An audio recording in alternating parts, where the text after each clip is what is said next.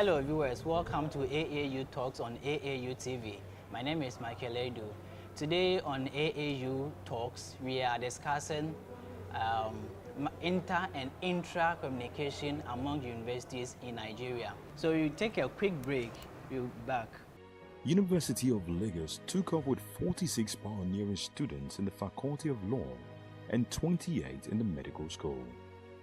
While students of the medical school had their first lectures on 3rd October 1962, those in commerce and law had theirs on 22nd October 1962.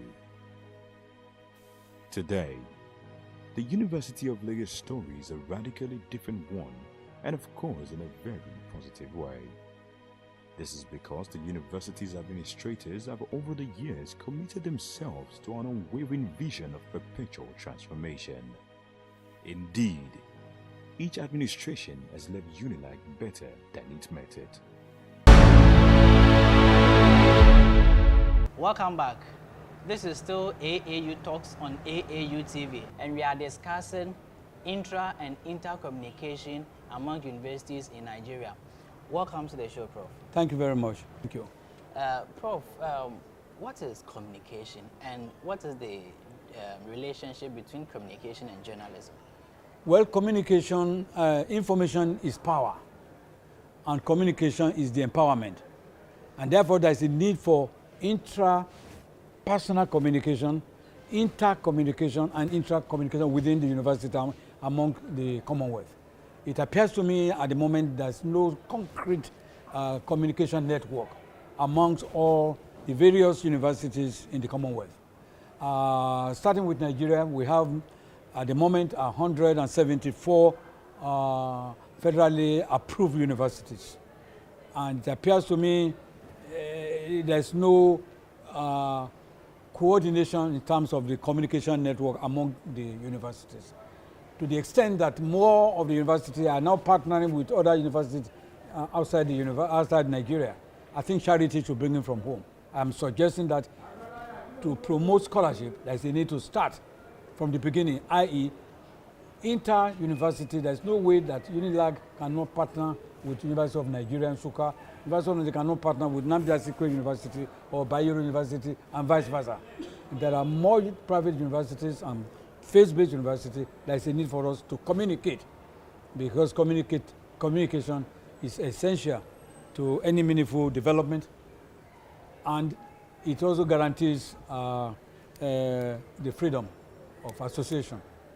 For instance, in terms of communication, if you look at Article Chapter 2 of the Nigerian Constitution, popularly called the Fundamental Objectives and Direct State Principles, Section 22 and 29, gives the permission for the media to monitor government and make government accountable to them at all times.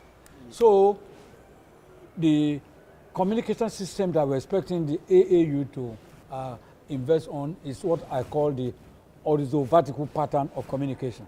At the moment, it appears to me some of them are doing what we call horizontal pattern of communication, vertical pattern of communication, but that cannot solve the problem of AAU as a unit. So there's a need for them to take a little bit of vertical pattern of communication and horizontal pattern of communication, which I've called the horizontal-vertical pattern of communication. That will strengthen synergy amongst themselves. The Commonwealth of You've mentioned horizontal communication, yes, vertical communication. Yes. Which are these? Well, the horizontal pattern of communication is when you, as a communicator, is up there and the communicator is down. You assume the power as a master. It posits master-servant relationship, and cannot work in meaningful development and meaningful democracy. Then, when you talk about vertical, it means the communicator and the communicatee are on the same wavelength, and therefore that gives you a posit master-to-master communication. But for effective communication in the university systems, which AAU should provide for, there is a need for horizontal pattern of communication. A little bit of horizontal, a little bit of vertical communication, that will bring about synergy amongst the composing universities within the AAU components. Now, a bit of horizontal communication, a bit of vertical communication. Yes, you sum those two together, it becomes horizontal pattern of communication. So at what point shall we adopt vertical communication? At what point do we go for horizontal? As a matter of fact, you could not, in the university system, you should not engage in a vertical pattern of communication. That type of communication is only good in the military regime, immediate command, attention, right on. You don't ask questions. It doesn't give flexibility. Then the vertical, positive master-servant relationship, it is not highly regimental, but does not allow for question. But when you have horizontal vertical pattern, it gives you to complain, to ask for, and if both of you are tuned and you are communicating at the same wavelength, and it doesn't pose master-servant relationship. It is not regimental. It is very flexible. It allows for argument, counter-argument, which will bring sound decision. And that is expected amongst the universities within the AAU. Prof, you are the brain behind UNILAG Radio and UNILAG Television. What was the idea behind the Oh, that's good. That's good. Yes, the brain behind the establishment of Radio UNILAG 103.1 FM and also the UNILAG Television. We say what brought about the, yes, I told you that I'm a graduate of the first World School of Journalism at the University of Missouri in Columbia, USA. When I was employed in the University of Lagos some years ago, I came to the department. I see that they were awarding degrees in mass communication. There was no radio, there was no television. And at the end of the day, you will now give a degree in journalism and mass communication. So we now started from nothing casting. From nothing casting, we migrate to what I call narrow casting. From narrow casting, today we now have digital broadcasting. So that's the story thus far. In other words, the first time there was no broadcasting. I call that nothing casting. And then we emerged to a situation whereby we go ahead into what I call narrow casting. There will be small radio in your office and we hook it with something like a television. That's narrow casting.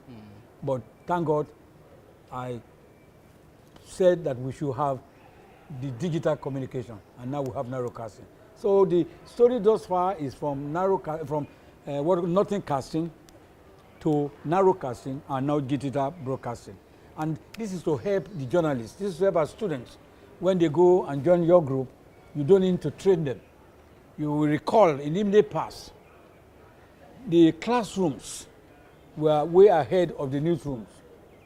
But in recent times, the newsrooms are way ahead of the classrooms. To the extent that when you spend 4 years with us, we train you, you have a bachelor's degree, Bachelor of Science, honors degree in mass communication, and you employ them, and you have to retrain them for another 6 months. It's understandable to us as trainers and teachers of communication. So we now have to train them. So we applied when what's the issue? You apply for World Bank, and we competed with about 19 universities and Polytechnic University of Lagos in Nigeria. And at the end of the day, we got the grant of $5 million USD to equip our laboratories. So we boast to have one of the few people in this country that can talk about teleprompter. We have over 25 high-definition television. We have an OB van. We have a teleprompter. For your information, we boast to have what we call red camera. We have red camera in our department, in our Center of Excellence, to the extent that there are 2 red cameras in this country, one for Nollywood and one for UNILAG. So we are very proud of our students to have migrated from narrowcasting to digital broadcasting. And so when you train the students, when you employ them after getting their degree, what you need to give them is your rules and regulations. You don't have to retrain them how to handle camera, how to handle mic and the like. They already have it. So you just treat them the rules and regulations of your establishment. So we are very proud of our students, and that's why we try as much as possible to discourage the current trend in the media landscape, especially in Nigeria, which they call fake news. And you are aware that fake news is not good for any university system. Fake news is not also good in any democratic system. And therefore, the organizers will understand that the other name for democracy is a free press. And free press is dependent on good democracy, and democracy cannot exist without a free press. And therefore, there has to be symbiotic relationship between the media and governance. And therefore, the relationship between the Nigerian government and Nigerian press should be that of what I have summarized as love me or leave me, but don't leave me alone. Now, in terms of fake news is not a new phenomenon. It has been with us for almost 29 years. In fact, it metamorphosed since 1890, but it faded away. But in recent times, when the President of the United States, Donald Trump, became the president, then they resurrected fake news. And fake news is deliberate manipulation of the psyche of people. It's based on falsehood and can cause disharmony. So the so-called citizen journalists, they are not journalists. For instance, they don't practice journalism. What do they practice? They practice what I call journalists. And what do I call them? They are information processors. And my best description of those people, I call them information traffickers. They traffic on falsehood, they traffic on information, which can cause disharmony amongst the ranks, both in the universities and outside the universities. So those, what they call them, online journalists, many of them are not practicing journalists. They are practicing journalists, Journalese. They practice journalists. And let me tell you, sir, the founder of Facebook was in Nigeria some years ago. And they asked him, Mr. Founder, do you practice journalism in your Facebook? He said, no, that they don't practice journalism, but they provide the platform for people to quickly get information, disseminate information at no cost and as fast as possible. So you cannot tell us that citizen journalists are journalists. They are not journalists. They are information traffickers. Prof, I will ask you more about citizen journalism and citizen journalists, whom you are calling not journalists. They are information traffickers. Exactly. So, but before we go there, let's go for a quick break. We'll come back to continue. Viewers, we take a quick breather here. When we come back, we will speak to Professor Prof. Akinfeleye, who is the Professor of Journalism at University of Lagos, Nigeria. Stay tuned.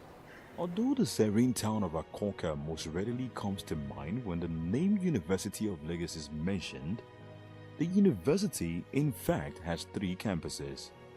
Idiaraba houses the College of Medicine, while the Yaba campus is home to the School of Radiography. College of Medicine has made immense contributions to the healthcare of not only Lagos State in indigenous, but Nigeria as a whole.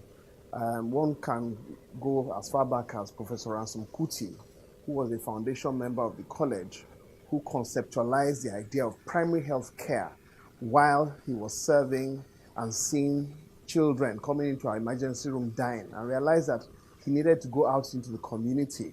And of course, initially we had an outreach clinic in Shomolu, the Gutolu Street Clinic, which was eventually taken over by the Lagos State government. And of course, he conceptualized the idea of comprehensive primary healthcare centers. Of course, the model being in Pakoto, which is currently our outreach program, which is located in Ota.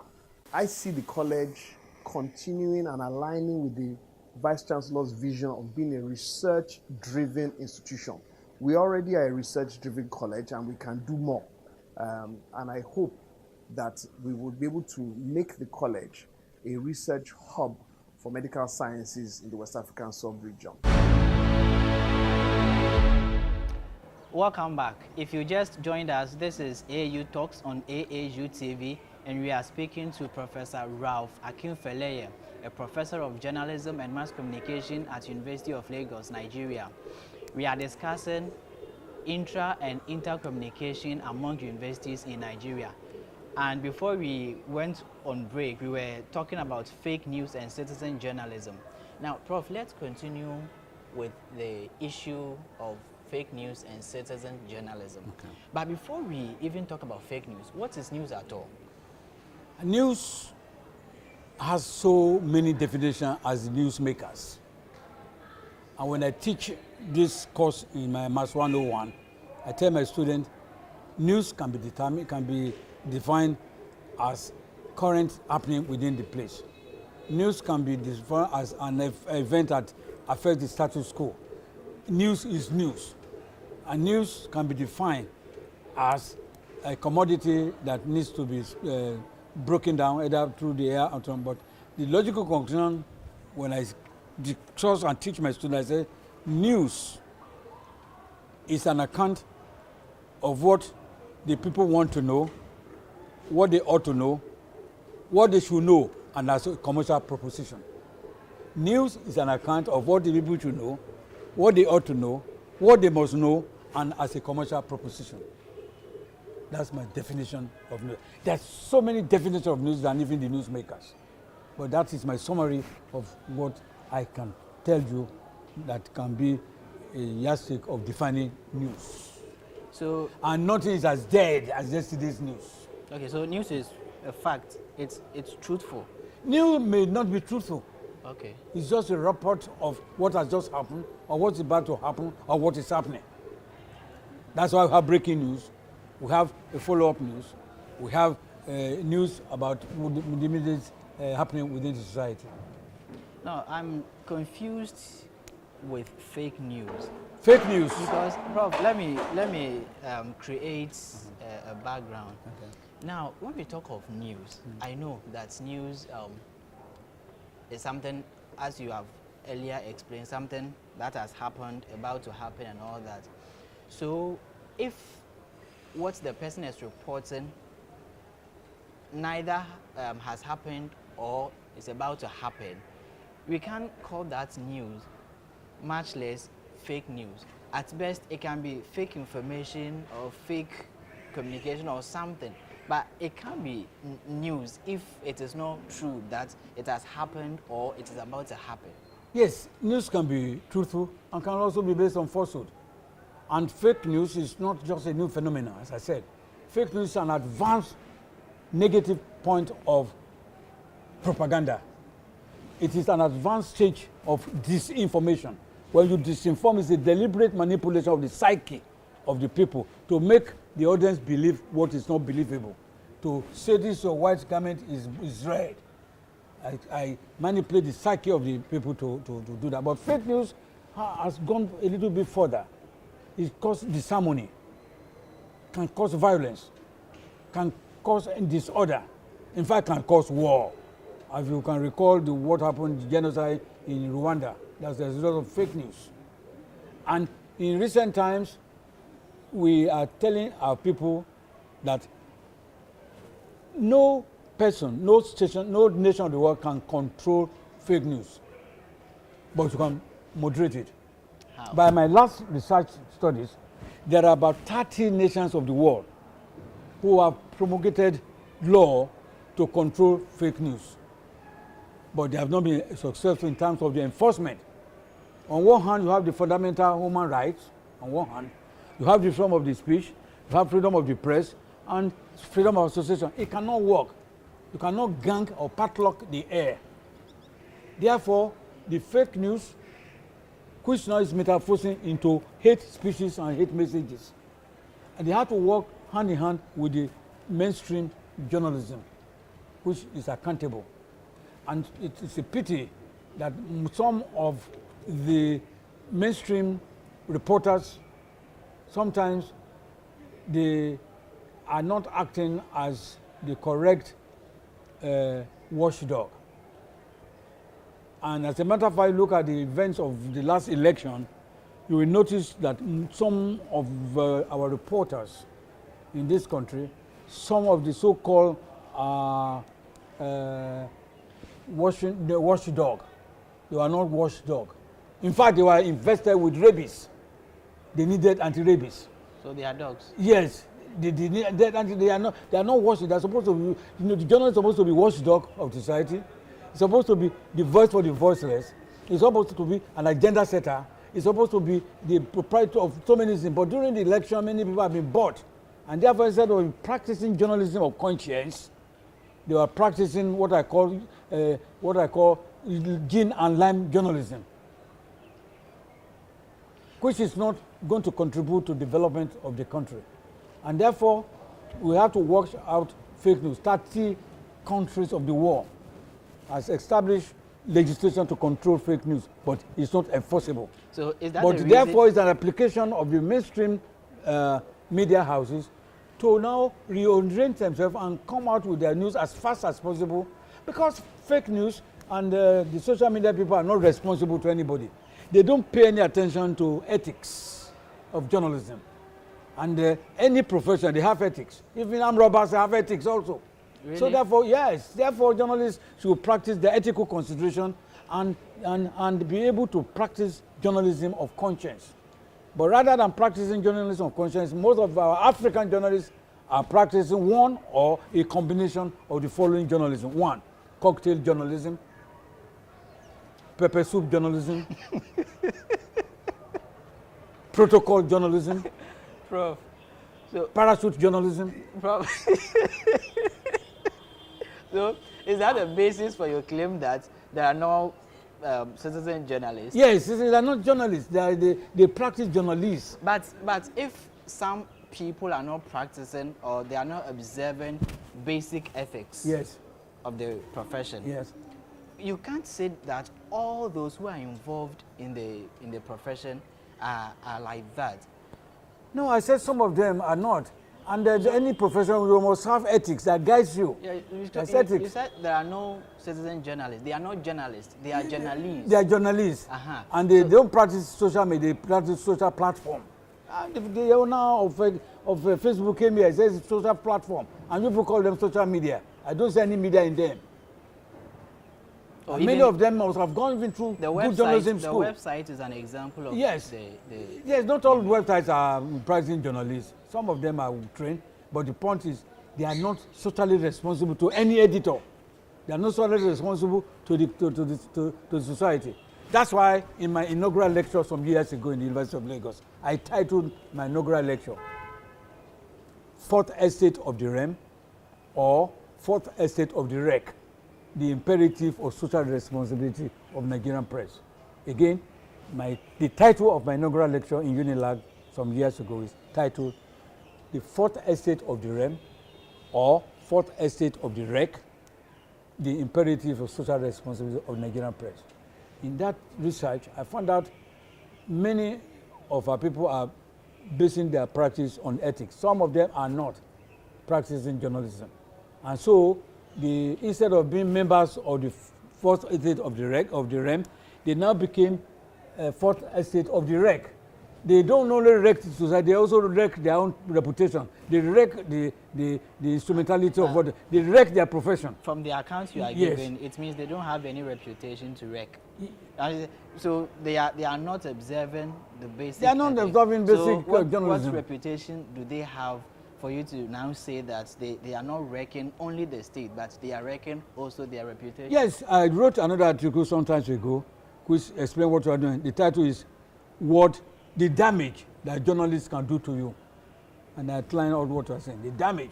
They can do so many things to you, but they can also damage you or damage the reputation of society or a corporate body or a university or a country, or even damage their own reputation or their own practice in journalism. They are supposed to be seen as trustees of the public trust.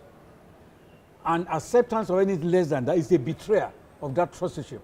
So when you beat a journalist or you destroy their camera or destroy their mic, you are not fighting that person, you are fighting the public, because the journalists are expected to be trustees of the public trust. And that's why it is unethical for you to demand and receive gratification in when you practice. And that's why there is a protection of the journalists, because they are trustees of the public trust. And anything that is less than is the betrayal of that trusteeship. So we now appeal to AAU, the university, to make sure that in the protocol, the interpersonal communication within the university and among university should be so strong to the extent that A knows what B is doing, and there must be synergy. And that's what is done in other universities.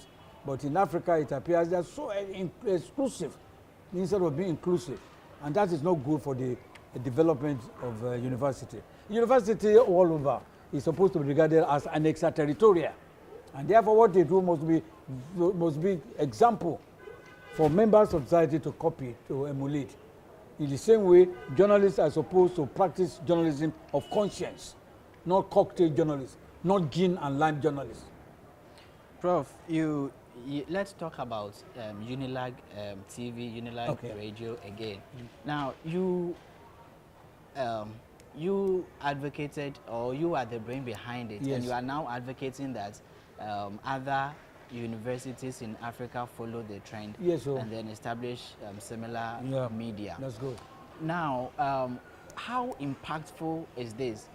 I mean, people these days do not have the time to listen to radio and all that, and students are always on the move and all that. Shouldn't rather be the case that we use the website, the institution's website effectively, so that people can go there and read information about whatever they want to know over there, rather than investing so much in this? Except people who are living in fool's paradise. Let me tell you, in Nigeria in particular, the first newspaper came into being in 1859. When it came into being, everybody was reading newspaper in Abeokuta. After in 1930s, the first radio came in. And radio did not kill the newspaper. And in 1959, when we have the first African television, WNBS, WNTV in Ibadan, that's the first television in Africa, came in Nigeria. That television did not kill radio. At the same time, radio did not kill newspaper. And so the website and the new media that come in, they cannot kill this mainstream. It is not possible. Because those new media are totally irresponsible many times. So the thing we're asking students to, not everybody will be able to have access to, and they are not comprehensive enough to give news of the day. Now in Nigeria, I can tune to so many channels to get news, balancing the news. See, in Nigeria, we have over 150 channels in this country.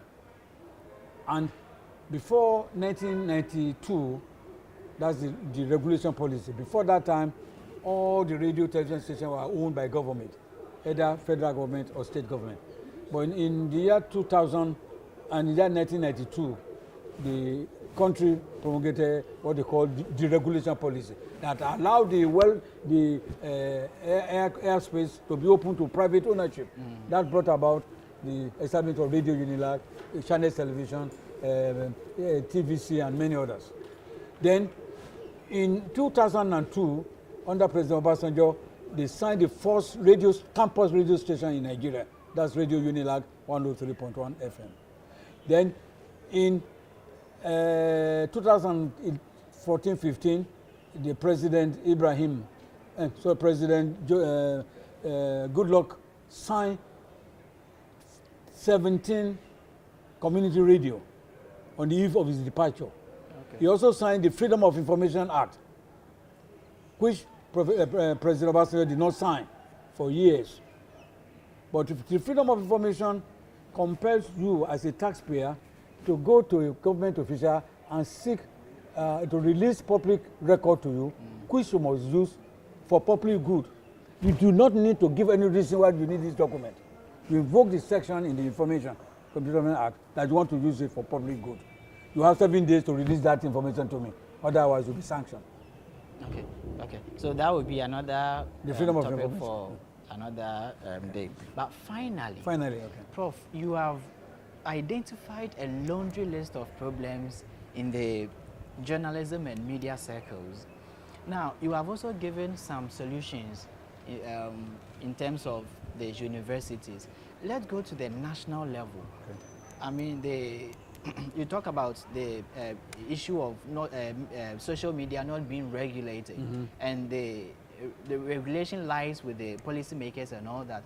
So what solution will you proffer to the policymakers so that they work in regulating Yes, these? The legislators, the lawmakers should be, first of all, be socially responsible before they expect the media to be socially responsible. But the media people are they are product of that society. That's number one. Number two, they should need to establish more regulatory bodies. Like in Nigeria, we have about 4 regulatory bodies. The National Broadcasting Commission regulates the practice of television. They give license and revoke license, and they monitor what you bring out on your airspace. Then the Nigerian Press Council, I was a member of the board. They regulate the practice of print journalism. The APCON, Advertising Practitioner Council of Nigeria, APCON, they regulate the practice of advertising in Nigeria. The Nigerian Institute of Public Relations, NIPR, they regulate the practice of public relations in Nigeria. Then there must be a coordinative effort with all these regulators. Sometimes they over-regulate. Sometimes they go beyond their scan. That's why they have power to even close a radio station or television station. You look at the case between Freedom FM in Kano and Nigerian Broadcasting Corporation and Nigerian Broadcasting Commission, NBC, and the case of Adaba Radio and that of NBC. They took them to court. What was his offense? They said the moderator was not able to control the phone-in program. How can you control phone-in program? People call you, hey, this is radio, my name is so. That president is a stupid man, something. No, we can't say I'm a radio. Say, good morning, Nigeria. I've said what I want to say. So you can, sometimes you they over-regulate. Institute a delay mechanism. Yes, that's what they should be doing, rather than say you want to close down the radio station or the television station. They regulate, but they should be careful over regulation. They should not over-regulate. On terms of our honorable, I am sorry, I don't know other country, but in Nigeria, it appears to me some of our National Assembly people who are called honorable, it appears to me the honor in them is fading away. In Senate, they call them distinguished senators. The distinction in them is fading away every hour on the hour, to the extent that they need a reorientation. They need to serve the people. They need to understand the people. They need to serve the people who put them there, not to molest them. And I think there's a new reorientation in the new dispensation to make sure that they are partners in progress, and they should pass law that will help the welfare of the people. At the moment when they want to pass law that is for the welfare of the people, first reading, second reading will be 3 years, 5 years. But if it's a law that will affect their own welfare, first reading, second reading, within 1 week they pass it. That's selfishness, and that is they replicate in all over Africa. So my final take is for AAU to formulate a powerful network amongst the universities to exchange programs, to exchange students, to exchange staff, and to be able to coordinate and exchange programs, especially for those who have radio or television stations, or those who have the Africanness in their program. Thank you, Prof, this evening for your time. Thank you. And thank you for the suggestion you've made to AAU.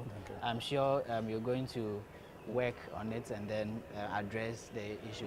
Now, viewers, this has been AAU Talks with Professor Ralph Akinfeleye, who is a professor of journalism and mass communication at University of Lagos, Nigeria. And let me also tell you that we are here on the campus of University of Lagos. My name is Aidoo, and I hope you will tune in same time next week.